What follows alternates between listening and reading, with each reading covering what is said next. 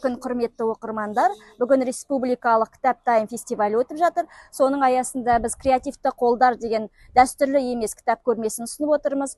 Бұл кітап көрмеде ардагер ұстаз Шынар Рахат қызының қолынан шыққан ою өрнектер, көрпелер қойылған болатын көрмемізге. Және ол көрме осы кітаптармен байланысқан.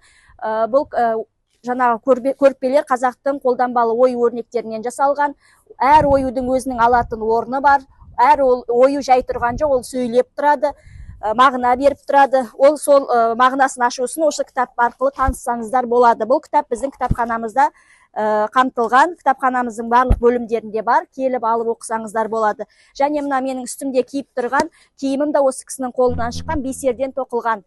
Әр бисерді өз мағынасын беріп тұр, әдемілік, әсемдік танытады. Сол бисер туралы білгілеріңіз келсе, тоқылу түрлерін үйренгіңіз келсе, осы кітапты алып, басынан аяғына дейін қалай пайдалануға болады, қалай қолдануға болады, осы кітапта жазылған.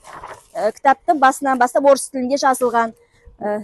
Бисердің түрлері, оны қалай қолдану керек, қолданатын жолдары, оны қандай ағаштарға пайдалану керек, бәрі осы кітапта жазылған. Және де басқа да кітаптар қойылған, сырмақ өнері бар бізде.